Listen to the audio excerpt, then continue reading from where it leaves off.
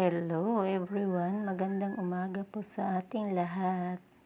Sana po ay okay tayong lahat sa araw na ito.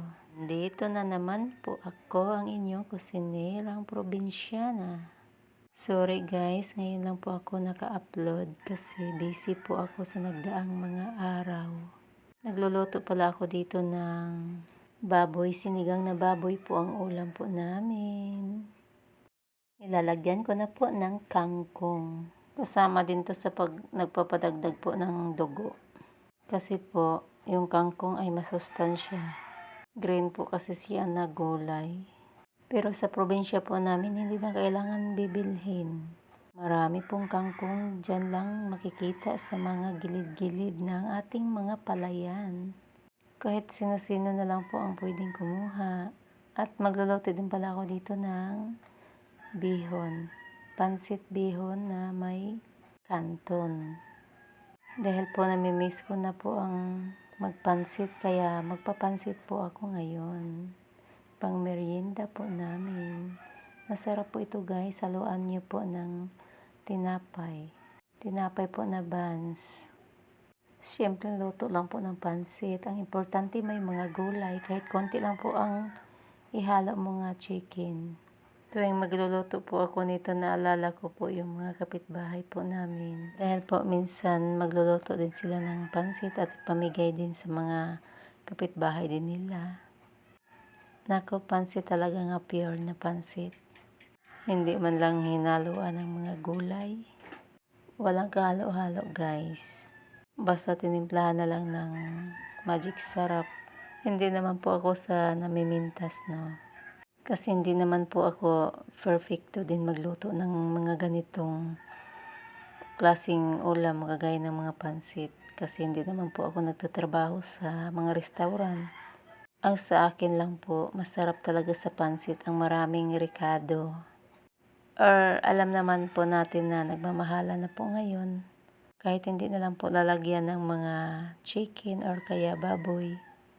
Basta ang mga gulay lang po ay masarap po sa pansit ni maraming sahog. Kahit kagaya ng mga gulay, halo-halong gulay. Pwede na po yun. Para medyo lang po maging yummy siya. Pero sa hirap po ng buhay ngayon, talagang ganito, pwede na po pagtiyagaan nga ulam. Ang importante lang po makakain ng 3 beses sa isang araw. Dahil kulang pa po sa alat siya, dinagdagan ko pa po ng magic sarap, pampasarap po. Pwede na po ito kahit konti lang ang sahog. Ang importante po may gulay. Ayun guys, buhay na po ang ating pansit. Hindi na po siya maputla. At nagluluto din pala ako dito ng delis. Dahil partner ko po ito sa gulay. Itong gulay guys, halo-halo din to. Mayroong carrots, kalabasa at sayote, okra. Favorite din to sa isa kong anak. Ito naman guys, hinaluan ko po ng tinapa. Itong tinapa po, hinihimay-himay ko po ng maliliit, yung wala na pong mga buto. Kahit si BBGR po, gusto po niya itong kainin. Pwede po itong pagkain na ito sa nagda-diet or nagbabawas ng timbang. Basta para sa akin, gulay is life. Pasensya na po kayo sa boses ko. Pero sa probinsya po namin guys, sa totoo lang, nang dalaga pa po ako, ay mahilig talaga magtanim-tanim ang nanay ko. Noong malakas pa po yung nanay ko, pero hindi naman po siya mahina po ngayon, medyo lang po siya. Siyempre nagkakaedad na po. Pero nung kalakasan pa niya, mahilig talaga din siya magtanim-tanim ng mga gulay. Talagang hindi na po kami bibili ng mga gulay.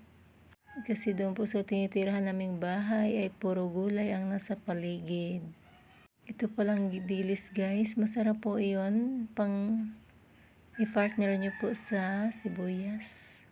At yung sibuyas lalagyan nyo po ng suka.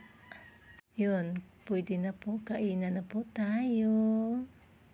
Ito po yung pansit na binigay po ng kapitbahay po namin. Dahil birthday po niya. Nakakahiya naman po pag hindi namin tanggapin. Siyempre, grasya din po yun. Kain muna tayo mga guys.